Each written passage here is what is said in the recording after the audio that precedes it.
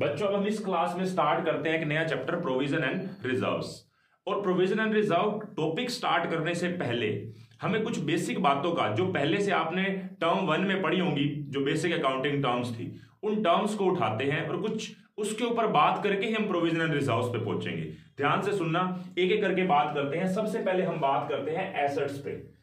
आपको एसेट्स की डेफिनेशन पता है। हालांकि बेसिक अकाउंटिंग टर्म्स में प्रोविजन को भी समझाया जा सकता है, लेकिन ना क्या होता है कि सारी बातें इकट्ठी समझ नहीं आती। जब आप जैसे जैसे अकाउंटिंग प्रोसेस को समझने लगते हैं ना, जो आपकी जर्नल, फिर लेजर, फिर ट्रायल बैलेंस, फिर फाइनेंशियल स्टेटमेंट, वो खत्म होने के बाद ना बहुत सारी बातें आपको अपने आप ही समझ आ जाती है। मतलब अलग से फिर बताने की जरूरत नहीं पड़ती, उसको एक्सप्लेन करने की जरूरत नहीं पड़ती। तो प्रोविजन एंड रिजर्व टॉपिक भी ऐसा ही है। अब बात यह आती है, ये एज्यूम किया जाए कि आपने फाइनेंशियल स्टेटमेंट चैप्टर कर लिया है, तो उसमें जो टर्म यूज हुई जैसे प्रोविजन फॉर डाउटफुल डेट्स, आपको वहां पे वर्ड तो यूज हो गया, आपने उसकी अकाउंटिंग तो कर ली, लेकिन आपको उसका मीनिंग भी तो पता होना चाहिए ना। तो इसीलिए एक बारी स्टार्टिंग से एसेट्स से बात करते हैं कि एसेट्स की डेफिनेशन क्या होती है। बेशक आपको आती होगी, लेकिन डिस्कशन करके ही उसको रिलेट किया जा सकता है। जैसे सुनना, एसेट्स क्या होती है?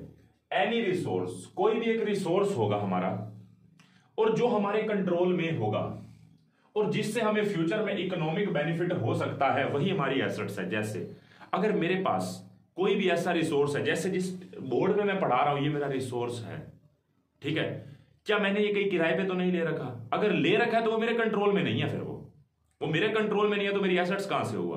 तो मैंने खुद से खरीद रखा है ये बोर्ड, ठीक है, ये मेरा रिसोर्स है। दूसरा, ये मेरे कंट्रोल में है। और तीसरा, ये मुझे फ्यूचर में बेनिफिट भी देगा, और सिर्फ बेनिफिट नहीं, इकोनॉमिक बेनिफिट देगा। देखो, बेनिफिट तो ये भी हो सकता है आप घर में आराम से बैठे हैं बेड पे, वो बेड भी तो आपको बेनिफिट दे रहा है, रिलैक्स दे रहा है। आप कार चलाते हैं, आपकी पर्सनल कार है, वो आपको इकोनॉमिक बेनिफिट नहीं देती, सिर्फ बेनिफिट दे रही है। आप बिजनेस पॉइंट ऑफ व्यू से सोच के देखें, वो आप उसको एसेट्स ना बोले। एसेट्स जो आपको इकोनॉमिक बेनिफिट देगी, बिजनेस पॉइंट ऑफ व्यू से अगर मैं बात करूं, तो जो आपको इकोनॉमिक बेनिफिट देगी कोई भी चीज, वो आपके लिए एसेट्स है। तो आप घर पे कोई भी लग्जरी आइटम, कोई भी कंफर्ट आइटम, कुछ भी यूज कर रहे हो, पर्सनल पॉइंट ऑफ व्यू से आप उसको कहेंगे कि मुझे बेनिफिट दिया। बल्कि बिजनेस के पॉइंट ऑफ व्यू से भी सोचो कि अगर कोई भी चीज आपको लग्जरी देती है, कंफर्ट देती है, ठीक है, तो वो सिर्फ आपके लिए क्या है? वो आपके लिए बेनिफिट है, ठीक है। लेकिन वो इकोनॉमिक बेनिफिट देगी कि नहीं, वो आपको कमाई करके देगी कि नहीं, तब वो आपकी एसेट्स में काउंट होनी चाहिए। तो कोई भी रिसोर्स जो मेरे कंट्रोल में है और जो मुझे फ्यूचर में इकोनॉमिक बेनिफिट दे सकता है, वो एसेट्स है। अगर मैं बात करूं, मैं आपको टीचिंग कर रहा हूं, पढ़ा रहा हूं, मेरा जो माइंड है वो मेरा रिसोर्स है, वो मेरा रिसोर्स है। और दूसरा, वो मेरे कंट्रोल में भी है, मैं ही उसको ऑपरेट कर रहा हूं। और तीसरा, वो मुझे फ्यूचर में कमाई भी करके देगा, मतलब इंटेंजिबल एसेट्स है। एसेट्स है और वो भी क्या है? इंटेंजिबल है, तो वो भी तो एसेट्स हुई ना। आइडेंटिफाइबल है, जिसको हम सेल कर सकते हैं, ठीक है। तो कहने का मतलब क्या है? रिसोर्स, कंट्रोल और फ्यूचर इकोनॉमिक बेनिफिट। सेल का मतलब यहां पे क्या है? मतलब उससे मैं कमाई कर सकता हूं। सेल का मतलब ये नहीं कि अपना माइंड सेल करूंगा, मतलब उससे कमा सकता हूं मैं फ्यूचर में, ठीक है। सेल का मतलब यहां पे सर्विस देना है, एक हिसाब से ये सोचें। तो कहने का मतलब है कि एनी रिसोर्स जो हमारे कंट्रोल में और जो मुझे फ्यूचर में कमाई करके देगा, वो मेरे लिए एसेट्स है। अब आगे फर्दर बात करते हैं। अब आते हैं लाइबिलिटी पे। लाइबिलिटी का मतलब क्या है? कोई भी मेरी प्रेजेंट ओब्लिगेशन, प्रेजेंट का मतलब आज मेरी ओब्लिगेशन बनी है, ये प्रेजेंट में है। किस कारण से बनी होगी? देखो, एक बात बताओ, आपने फ्यूचर में कोई खर्चा करना है, कभी फ्यूचर में करेंगे, और उसके पैसे आप आज ही दे दें, तो आज आप देने की सोच रहे हैं, क्या ये आपकी लाइबिलिटी है? क्या नहीं। लाइबिलिटी वो होती है जो सर्विस आप पास्ट में ले चुके हैं और अब आपने उसके बदले में उनको कुछ देना है। और देने का मतलब भी ये नहीं है कि कैश देना है। आपके घर में कार खड़ी है, कार देनी पड़ सकती है। आपके घर में कोई भी रिसोर्स है, हो सकता है कि जिससे आपने सर्विसेज ली हैं उसको आपको कुछ और भी देना पड़े, हो सकता है कि आपको उसको सर्विस देनी पड़े। अपोजिट में रिसोर्स ना, यहां पे रिसोर्स जो ये वर्ड बोला है ना कि विल आउटफ्लो ऑफ रिसोर्सेज, जो मेरी प्रेजेंट ओब्लिगेशन है, जो मेरी आज की ओब्लिगेशन है, ये पास्ट में कुछ हुआ था, पास्ट में मैंने सर्विसेज ली थी, पास्ट में मैंने गुड्स खरीदे होंगे, पास्ट में मैंने सामने वाले से कोई काम करवाया होगा, जिस कारण से आज मुझे उसको पैसे देने हैं या फिर कुछ और भी देना पड़ सकता है। तभी यहां पे रिजल्ट इसका क्या होगा? आउटफ्लो ऑफ रिसोर्सेज, मैंने यहां पे कैश नहीं लिखा, जरूरी नहीं है कि कैश देना है। अब देखो, मैं आपसे चार्ज करता हूं पूरे साल के, मैंने साल के फर्स्ट डे या फर्स्ट मंथ में अप्रैल में मैंने आपसे फीस चार्ज कर ली। अब मेरी लाइबिलिटी क्या है? क्या मैंने आपको कैश देना है? क्या नहीं, रिसोर्स तो देना है, लेकिन रिसोर्स में कैश जरूरी नहीं है कि कैश ही है। आप ये सोच के देखें, मेरे लिए यहां पे रिसोर्स क्या है? मैं अपनी नॉलेज दे रहा हूं। नॉलेज इंटेंजिबल एसेट्स है, नो हाउ। तो कहने का मतलब है कि जब मैं सामने वाले को अपना कोई रिसोर्स दूंगा, किस कारण से?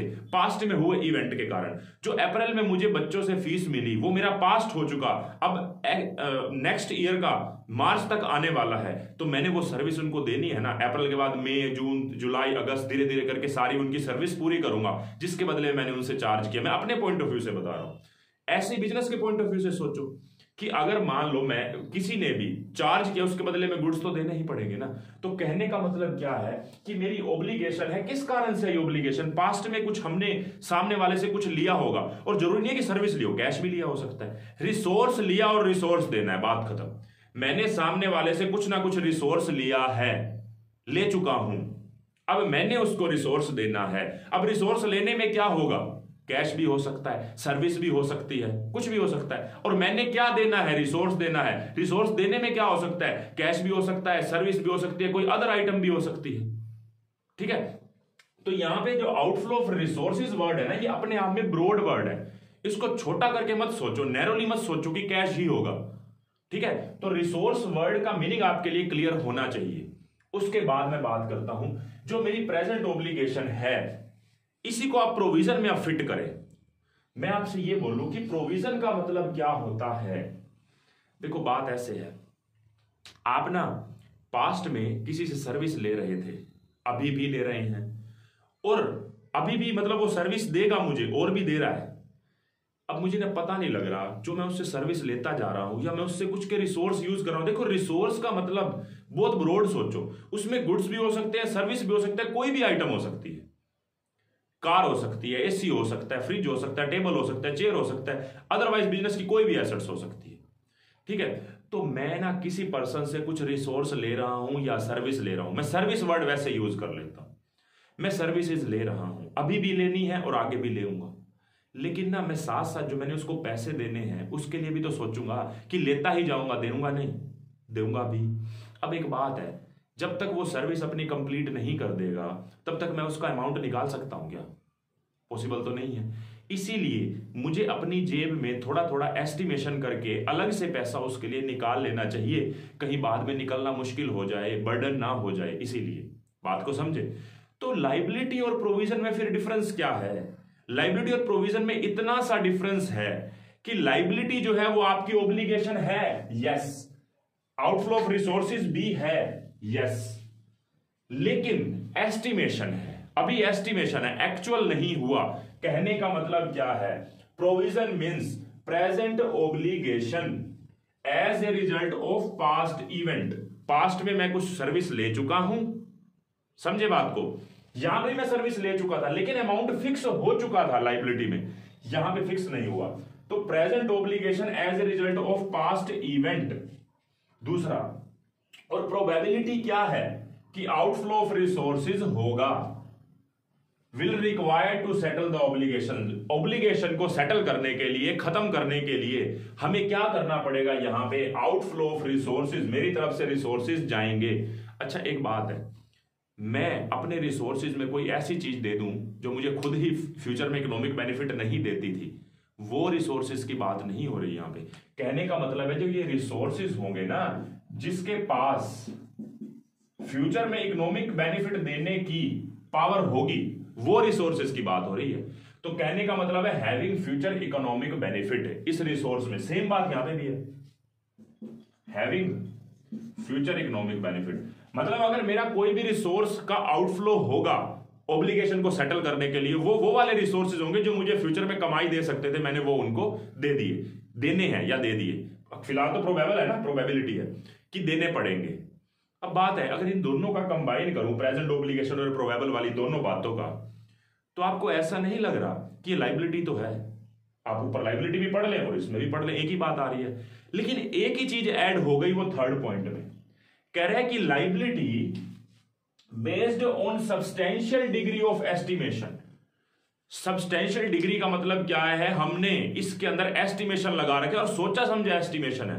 देखो जब आप कुछ स्टडी करके कुछ एनालिसिस करके बताते हैं ना कि यार मुझे इतना देना पड़ेगा, वो स्टडी करके अच्छे से अपना माइंड लगा के अपने एनालिसिस लगा के जो आपने सोचा कि इतना अमाउंट देना पड़ेगा, उसको सब्सटेंशियल डिग्री ऑफ एस्टिमेशन बोलेंगे। सब्सटेंस था वहां पे, भाई हमने ऐसे नहीं कि तुक्का लगा दिया। मान लो मैं सर्विसेज लेता जा रहा हूं, किसी अपने आप माइंड में सोच रहा हूं 10,000 देने होंगे जी, जबकि मैं सर्विस 20-25 हजार की ले चुका हूं, 10,000 देने होंगे, ऐसे ही बोल दिया। और 10,000 जेब से निकाल के अलग से प्रोविजन बना के रख दिया।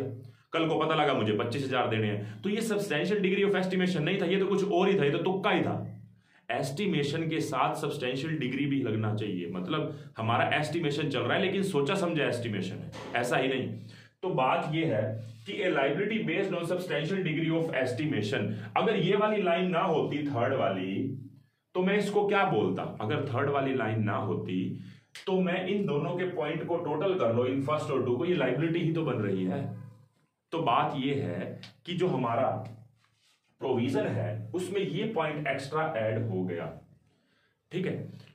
अब आगे बात आती है कि ये जो प्रोविजंस हैं, ये जो प्रोविजन है, इसके ऊपर फर्दर मुझे बात और भी करनी है, जो हमारी नेक्स्ट क्लास होगी उसके अंदर मैं करूंगा। फिलहाल मैं आपको ना ओवरऑल बता रहा हूं, फिर मैं एक स्पेशल प्रोविजन एंड रिजर्व के पॉइंट पे अलग से भी आऊंगा।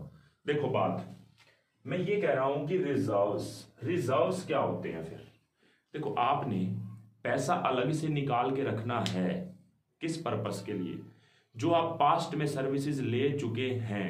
देखो पास्ट इवेंट मतलब आप फायदा ले चुके हैं, अब सामने वाले को देने हैं उसके बदले में पैसे, और उसमें एस्टिमेशन लगा रहे हैं, तो वो प्रोविजन है। अगर सामने वाले से आप सर्विसेज ले चुके हैं, उससे फायदा ले चुके हैं और आपको अमाउंट भी पता है और आपको पता है कि जेब से रिसोर्सेज जाएंगे, फिर तो लायबिलिटी हुआ ना। एक वर्ड क्या ऐड हो गया कि जो पास्ट में हमने किसी से सर्विसेज ली थी या कोई भी रिसोर्स लिया था, उसके बदले में मुझे कुछ देना पड़ेगा और साथ में एस्टिमेशन भी चल रहा है, तभी हमारे लिए वो प्रोविजन है। लेकिन अब मैं ना अपना अलग से वैसे ही पैसे निकाल के रख लेता हूं। मैंने अपनी जो महीने की कमाई थी उसमें से कुछ पैसे निकाल के रख लिए, मैंने किसी पर्पस के लिए नहीं निकाले। ऐसा नहीं सोचा कि भाई मैंने पास्ट में कोई सर्विसेज ली थी उसके पैसे देने हैं, मैंने जनरली निकाल के रख लिया। आप बैंक में पैसे डिपॉजिट करवाते हैं सेविंग अकाउंट में, जो वो पैसा डिपॉजिट होता है वो आपके लिए कोई प्रोविजन नहीं है, वो रिजर्व है। रिजर्व किसको बोलते हैं? ऐसा पैसा जो हम सेट असाइड अलग से निकाल के रख लेते हैं, amount set aside for the future uncertainties, future की किसी भी अनसर्टेनिटीज के लिए जो पैसा निकाल के रखा जाता है, या कह सकते हैं अननोन लायबिलिटी के लिए जो पैसा निकाल के रखा जाता है, उसको हम क्या बोलते हैं? रिजर्व्स। देखो हर बंदा अपना थोड़ी थोड़ी सेविंग बचा के रखता है, किस पर्पस के लिए? हो सकता है हेल्थ रिलेटेड इशू आ जाए, घर में कुछ ऐसी प्रॉब्लम हो जाए, या बिजनेस को कोई ऐसी प्रॉब्लम हो जाए जिसमें बहुत सारा पैसा लग सकता है अचानक, तो अनसर्टेनिटी के कारण हर कोई पैसा बचा के रखता है। बात ही आती है कि फिर इसमें और इसमें फर्क क्या है? यहां पे भी हमने पैसा निकाल के रखा, यहां पे भी हमने पैसा निकाल के रखा। ये पैसा जो हमने निकाल के रखा है ना, ये हमने पास्ट में जो सर्विसेज ले चुके हैं उसके लिए अब पैसे देने पड़ेंगे और एस्टिमेशन लगा रहे हैं कि इतने देने पड़ सकते हैं, तो वो मेरे लिए प्रोविजन है। यहां पे पास्ट में जो काम करवा चुका हूं उसका पैसा फिक्स हो चुका है, वो मुझे देना है, वो लायबिलिटी है। सिर्फ यहां पे एस्टिमेशन नहीं है, यहां पे एस्टिमेशन वाला थर्ड पॉइंट है, लेकिन यहां पे तो एस्टिमेशन की बात नहीं है, हमने अपनी मर्जी से पैसा निकाल के रखा, जितना निकाल के रखे हमारी मर्जी है। बात को समझे? तो यहां पे जो हमने पैसा निकाल के रखा है वो किसी भी अनसर्टेनिटी के लिए पैसा निकाल के रखा है। अच्छा एक बात मैं आपसे पूछता हूं, आपने सेविंग अकाउंट जो है आपका, सेविंग अकाउंट में पैसे रखे, वो किसी भी पर्पस के लिए यूज हो सकते हैं। घर में या बिजनेस में किसी को हेल्थ रिलेटेड इशू हो जाता है, मालिक को कुछ हो जाता है, या वैसे बिजनेस को जरूरत पड़ सकती है अचानक, तो वो मैं क्या बोलूंगा? उसके लिए रिजर्व यूज करूंगा। लेकिन मैं आगे अगर बात करूं, मैंने पैसा निकाल के रखा बिजनेस में ना, किस पर्पस के लिए? कि फ्यूचर में मुझे बिजनेस के लिए एक मशीनरी परचेज करनी पड़ेगी, फ्यूचर में मशीनरी परचेज करूंगा। जो यार जो एक बात बताओ, जो मुझे फ्यूचर में मशीनरी परचेज करनी है वो क्या मेरी पास्ट इवेंट है क्या? वो तो मेरा फ्यूचर में होने वाला इवेंट है। जो फ्यूचर में कभी होगा, हो सकता है ना भी हो। आज मैं बिजनेस के लिए मैं अपनी हर साल हर महीने जेब में से कमाई में से बिजनेस की मैं थोड़ा थोड़ा पैसा निकाल के रख रहा हूं कि मुझे 5 साल बाद एक मशीनरी परचेज करनी है अच्छी टेक्नोलॉजी वाली जो मुझे बेनिफिट देगी। वो जो मैं पैसा निकाल के रख रहा हूं स्पेसिफिक पर्पस के लिए निकाल के रख रहा हूं। अभी मैंने वर्ड बोला जो किसी भी पर्पस के लिए काम आ सकता है, फ्यूचर अनसर्टेनिटी और अननोन लाइबिलिटी के लिए, वो रिजर्व है। लेकिन ना रिजर्व भी दो टाइप के होते हैं, एक फ्री पर्पस वाले, एक स्पेसिफिक पर्पस वाले।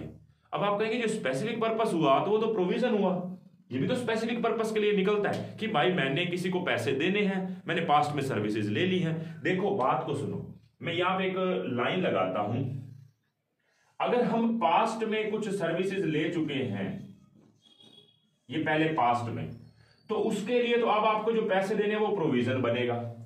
अब फ्यूचर के लिए कुछ स्पेसिफिक पर्पस के लिए पैसा निकाल के रखना है। आपने अभी सर्विसेज ली नहीं है, आपने रिसोर्स लिए नहीं है, आप यहां पे सोच रहे हैं कि फ्यूचर में मैं यहां पे मशीनरी परचेज करूंगा। अगर मान लो ये मशीनरी यहां पे परचेज की होती और पैसे यहां पे देने होते तो उसके लिए जो मैं साल भर बनाऊंगा वो प्रोविजन था।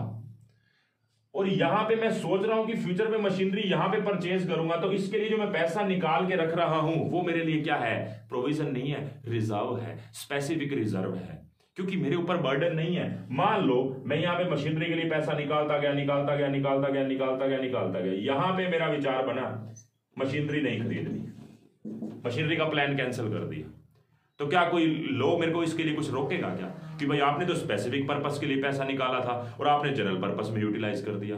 ऐसा कुछ नहीं है। इसका कहने का मतलब क्या है कि जो स्पेसिफिक पर्पस के लिए पैसा निकालते हो ना, सिर्फ नाम का स्पेसिफिक इसलिए है कि कल को उस पर्पस के लिए यूटिलाइज किया जा सके, मेरे ऊपर बर्डन नहीं है, आप इसको किसी और पर्पस के लिए यूटिलाइज कर लीजिए। ठीक है, अब एक पर्सनल जैसे मान लो किसी ने गोलक बना रखी है भाई, किसी पेरेंट्स ने या किसी ने भी, कि ये पैसा मैंने अपने बेटे के पढ़ाई के लिए निकालना है, ये पैसा मैंने अपने उसकी बेटी की शादी के लिए निकालना है। अब मान लो कल को बेटा पढ़ाई ना करे तो कहेगा मैं तो पढ़ाई नहीं करनी, यही पैसा मेरे बिजनेस में लगवा दो। तो मैंने निकाला तो स्पेसिफिक पर्पस उसकी पढ़ाई के लिए था, और बच्चा कहता है कि मुझे अर्निंग के लिए चाहिए ये पैसा, मुझे आगे अपना काम बनाना है। तो स्पेसिफिक पर्पस सिर्फ नाम का है, कल को किसी और पर्पस के लिए भी यूटिलाइज हो सकता है वो पैसा। ठीक है, हाँ, लॉ की तरफ से अगर कोई स्पेसिफिक पर्पस बोलता है ना कि स्पेसिफिकली निकालना है पैसा, लॉ के पॉइंट ऑफ व्यू से कानून कहता है, तो वो फिर पैसा उसी पर्पस के लिए यूटिलाइज होगा। लेकिन मैं अपनी मर्जी से जो बना रहा हूं ना स्पेसिफिक पर्पस, वो नाम का स्पेसिफिक है। ठीक है, तो रिजर्व के अंदर दो टाइप के होते हैं। मैं बोलूं आपने एफडी में पैसा लगाया, वो स्पेसिफिक पर्पस के लिए हो सकता है। आपने सेविंग अकाउंट में डाला, वो जनरल पर्पस है तो फ्यूचर की अनसर्टेनिटीज के लिए ही ना। सोच के देखें, पास्ट में इवेंट के कारण ही सिर्फ प्रोविजन बनता है। ठीक है, अब मान लो पेरेंट्स ने बेटी की शादी के लिए पैसा निकाला और बेटी खुद ही शादी करके आ गई, ठीक है ना, वो पैसे तो बच गए पेरेंट्स के, तो वो जो स्पेसिफिक पर्पस के लिए पैसा निकाला था वो तो यूटिलाइज ही नहीं हुआ। बच्चे की पढ़ाई के लिए सोचा था, बच्चे ने खुद ही कह दिया मैंने तो पढ़ना ही नहीं है। तो कहने का मतलब है, ये तो मैंने पर्सनली बताया, बिजनेस के पॉइंट ऑफ व्यू से मैंने मशीनरी वाला आपको ऑलरेडी एग्जांपल दे दिया है। तो कहने का मतलब है आपको एसेट्स की डेफिनेशन भी पता होनी चाहिए, लायबिलिटी की भी पता होनी चाहिए, प्रोविजन की भी पता होनी चाहिए और रिजर्व्स की भी पता होनी चाहिए। अब मैं नेक्स्ट क्लास में इसकी 11th की जो आपकी जो टेक्स्ट लिखे हुए हैं बुक्स के अंदर, उसके अकॉर्डिंग बात करूंगा और उसी को ही मैं आपकी फिर टेक्स्ट बुक जो है उसमें से भी पढ़ाऊंगा, गो थ्रू करूंगा, ताकि आपको बात समझ में आ जाए जो मैंने पढ़ाया वो लिखा भी हुआ है कि नहीं कहीं पे। ठीक है, तो आपको ये चीज सारी समझ आ गई होगी, नेक्स्ट क्लास में हम डिस्कस करेंगे।